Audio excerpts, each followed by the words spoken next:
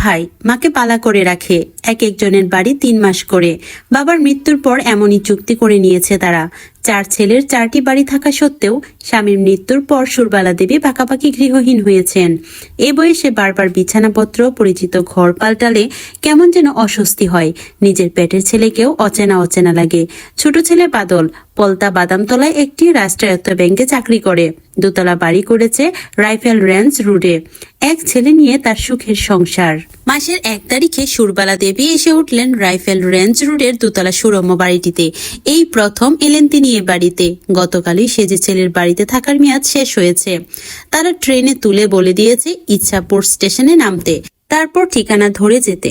সুরবালা দেবী phone করে এসেছিলেন, ট্রেনে উঠে রিং করেছিলেন। স্টেশনে নেমে ঠিকানা ধরে টোটো নিয়ে দরজায় এসে দেখলেন তালা ঝুলানো। ছেলেকে 2বার ফোন করে জানতে পারলেন বৌমা ছেলে নিয়ে ব্যারাকপুর গাজাগলিতে টিউশন পড়াতে গেছে, ফিরতে একটু দেরি হবে। সেও এখন ব্যাংক থেকে বেরোতে পারবে না, ফিরতে রাত 9টা। একটু ওয়েট করতে বলেই ফোনটা কেটে দিল। ঘন্টাখানেক পর দেবযানী ছেলেকে নিয়ে বকতে বকতে ফিরল। তালা খোলার ধরন ধারণ দেখে মনে হলো আবার কোথাও এক্ষুনি বেরোবে। মারাত্মক ব্যস্ত। সত্যি সত্যি বৌমা ছেলেকে নিয়ে আবারও 10 মিনিটের মধ্যে বেরিয়ে গেল।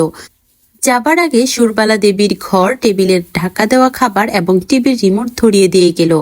ভালো করে মাথাটা পর্যন্ত আঁচড়াতে পারল না। ছেলেকে টানতে টানতে ছিটকে পড়ল রাস্তায়, যেন আর 1 মিনিট দেরি হলেই পৃথিবী উল্টো দিকে ঘোরা শুরু করবে, সূর্য নিভে যাবে। ছেলের নাকি আবার টিউশন আছে, আবার ব্যারাকপুর যাচ্ছে। মা ছেলে বেরিয়ে গেলে সুরবালা দেবী ফাঁকা বাড়িটা ঘুরে দেখলেন। চারদিকে এলোমেলো লন্ডভন্ড, স্টেশনে যেন যাযাবরদের সংসার, যেখানে সেখানে পলিথিনের প্যাকেট ঝুলানো। রান্নাঘরের মশলাগুলো কৌটোতে ভরার সময় পর্যন্ত পায়নি, সবকটা পাউচ খোলা। বেসিনের উপর হলুদ গুঁড়ো জলে গুলে একাকার হয়ে আছে।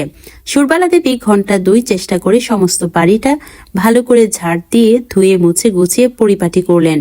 কতদিনের না অগুছানো বিছানা সুন্দর করে ছেড়ে টান টান করে গুছালেন। রান্নাঘরটা সাজিয়ে দিলেন দেখার মতো করে। ঘন্টা 2 পরে দেবযানী ছেলেকে নিয়ে আবার এলো। ডাইনিংটা ভালো করে চোখ বুলিয়ে সোফাতে চিত হয়ে শুয়ে একটা দীর্ঘশ্বাস নিয়ে চোখ বুঝলেন। এ সময় সুরবালা দেবী 1 গ্লাস ঠান্ডা জল আর গামছা এনে বৌমার হাতে দিলেন।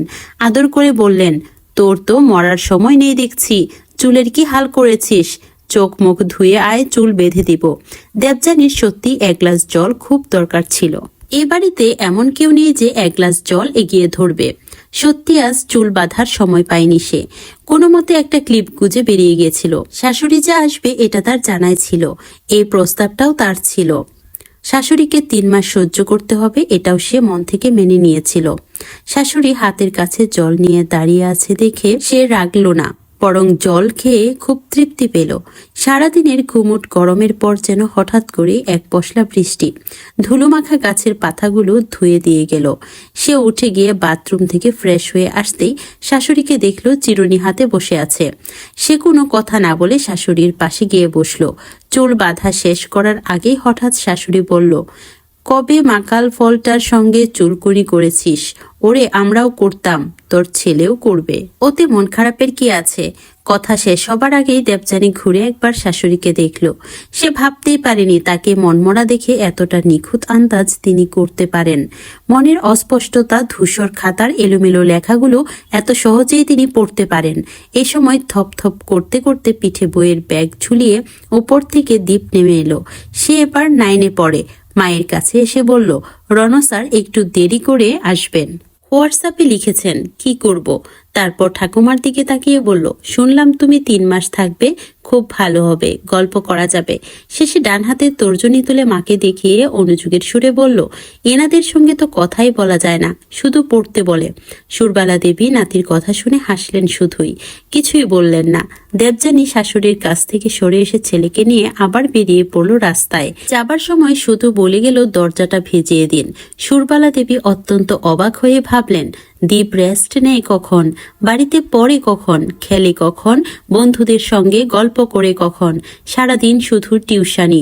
আবার ভাবলেন বেচারি দেবযানী ছেলের সঙ্গে চরকি পাক খাচ্ছে। স্বামীর জন্য দুমুঠো ভালো করে রান্না করবে সে সময়ও নেই তার। বাড়িঘর গুছিয়ে সুন্দর করে সংসার করবে সে সময়ও নেই তার। বাদলের সঙ্গে বসে দুদণ্ড আলাপ করবে সেই সময়টুকু নেই। এক অদ্ভুত মোহে ছেলে নিয়ে ছুটে চলছে অজানা উচ্চাশায়।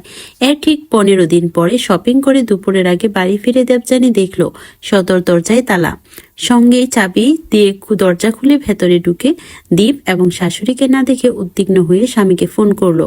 সব শুনে বাদল যেন উঠতে উঠতে বাড়ি ফিরল। ব্যাংকে বসেই মাকে দুবার ফোন করে দেখেছে সুইচ অফ। এর মধ্যে ঘন্টা 3 কেটে গেছে। বাদল যখন থানায় ফোন করবে বলে মনস্থির করেছে, ঠিক তখনই মায়ের ফোনটা এলো। ফোনের ওপার থেকে নিরুদ্বিগ্ন কণ্ঠে সুরবালা দেবী বললেন, চিন্তা করিস না, দীপ আমার সঙ্গে আছে। আমরা ব্যারাকপুরের রিভার সাইড রোড দিয়ে হাঁটছি, রণসারের কাছে পড়িয়ে ফিরবো। বৌমাকে বলে দে। ঠিক আছে, তোকে বলতে হবে না, দেবযানীকে ফোনটা দে। দেবযানী ফোন হাতে নিয়ে হেলো বলার সঙ্গে সঙ্গে ওপার থেকে ভেসে এলো শাশুড়ির হাসি মেশানো কণ্ঠস্বর। তোর উপর আমার কিন্তু অনেক রাগ আছে দেবযানী। আজ প্রায় 15 দিন হয়ে গেল তোদের বাড়ি এসেছি, একদিনও দেখিনি বাদলের সঙ্গে বসে গল্প করছিস, হেসে ওর গায়ে গড়িয়ে পড়ছিস। ব্যাপার কি বলতো, ডিভোর্স করবি নাকি? শাশুড়ির এই হেন কথা শুনে দেবযানী খুব একটা চমকালো না, কিন্তু অবাক হলো। সে দ্রুত উপরে উঠে এসে নিজের ঘরে বিছানায় শুয়ে বলল, দেখছেন না, ছেলের 9টা টিউশন, সকাল বিকাল রাত বিরাম নেই। কথা বলার সময় আছে আমার? আপনার ছেলেও যেন কেমন হয়ে গেছে। ওরে 40-এর পর ছেলেরা একটু তেরাবাঁকা হয়ে যায়। তুই তো ওর থেকে 13 বছরের ছোট, তোর মধ্যে তো একটু রোমান্স থাকবে। শোন, 3 মাস আমি আছি, রণর দায়িত্ব আমার। আমি ওকে পড়তে নিয়ে যাব। অন্তত 3টে মাস ভালো করে সংসারটা কর। রাখছি, চিন্তা করিস না।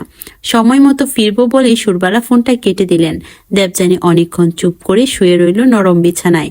কেন জানি না তার চোখের পাতা দুটো ভিজে এলো। গল্পটি এখানে শেষ করছি, না হলে ভিডিওটি অনেক লং হয়ে যাবে। গল্পটির বাকি অংশ অন্য কোনো একটা ভিডিওতে শেয়ার করব। সে পর্যন্ত সবাই ভালো থাকবেন, সুস্থ থাকবেন। আল্লাহ হাফিজ।